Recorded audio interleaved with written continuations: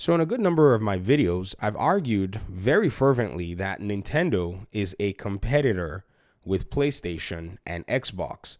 Even though they're not direct competitors, it doesn't matter. A competitor is a competitor. They provide goods and services that are similar to what you're providing, and they're targeting audiences that are also similar to the audiences that you're targeting.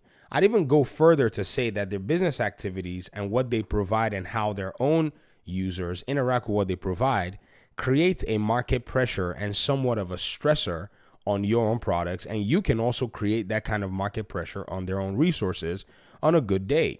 It doesn't even matter the exact nature or the particular nature of those items. As long as that can create a market pressure on you, you have a competitor on your hands. I saw a tweet the other day that was actually asking these questions. And I thought, this is a very interesting tweet. It was put out by someone who I would consider a Nintendo fan. I don't really know this person, but I did see their tweet, and I thought it was interesting to actually put the questions they were asking out here. So this individual went ahead and posted here and asked a number of questions. The first question that he asked is Super Mario still a kiddie game? Is Sony still not competing with Nintendo? Is PS5 now a kiddie console for not for adults? Now the PlayStation released a game that is directly trying to compete with Mario, asking for a hypocritical friend. Now, as to the other questions, I really don't care. The one that I actually care about is if Nintendo is a competitor with PlayStation. And the answer to that is a heck yeah. I mean, look at the game that they just released.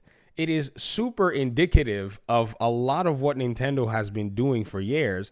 And the fans who more than likely are exposed to Nintendo and maybe in some cases have a side switch are enjoying they're enjoying the game, or at least they're claiming to enjoy the game.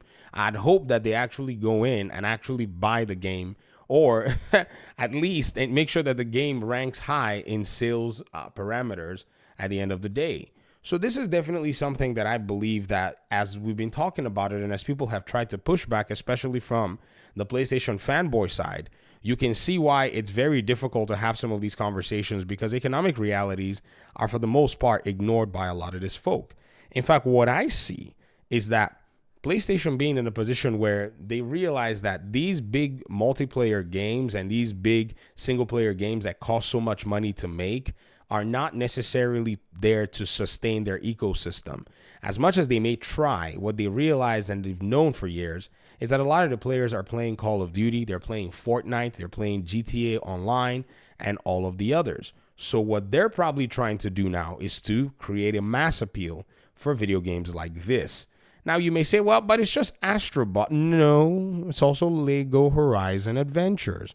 Another game that appeals to a similar audience that is going straight to the Nintendo Switch, that is also, in a sense, going to create market pressure for any other Nintendo game that is on there. And those Nintendo games will also create market pressure for it. Not saying that they're going full on trying to copy Nintendo. However, they are copying Nintendo in this case. It's very obvious. But they're seemingly looking at these games, which more than likely don't take as much in terms of production cost and time to make, may be able to position them to be able to net money that, is coming from the fans that actually do buy these kinds of games.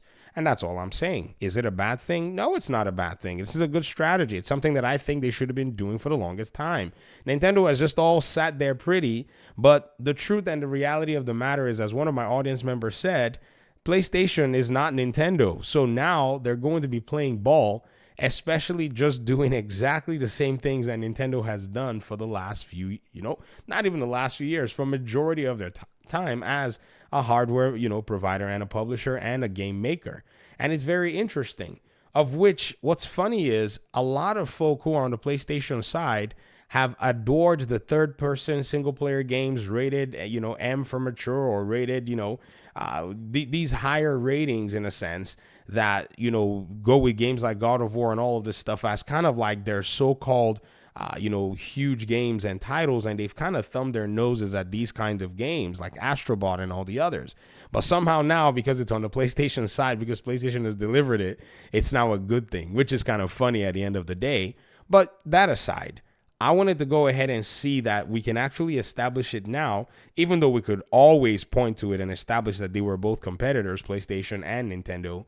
But now they're not only moving from, indirect competitor to just say, copying each other. Very soon, you might start to see that PlayStation takes the direct route with Nintendo, because in its own, competitive aspect with Xbox, it seemingly is being outpriced and outspent, which is just a sad reality for PlayStation, because when they could have retaliated and built themselves up, they were taking consumer practices and money-hatting games and, keeping them away from Xbox, which seemingly has hurt them more than anything else, because now it's just so much more, expensive for them to be able to correct this mistake. So I think we're going to be seeing more and more games like this, more and more tiny, small games that can basically, fit their way into the Nintendo console, like the Horizon game and even a game like Astro. Now, Astro seems like it's, channeled specifically to the PS5 because of the DualSense controller and all of those things.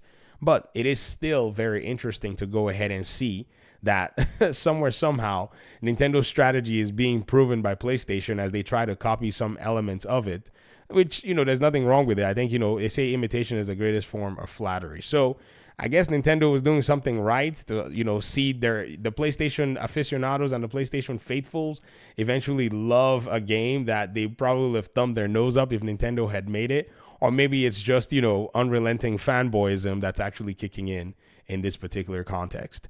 Let me hear your thoughts in the comment section. Thanks so much for watching. I appreciate you guys, and hopefully we'll talk pretty soon in another one. Peace out.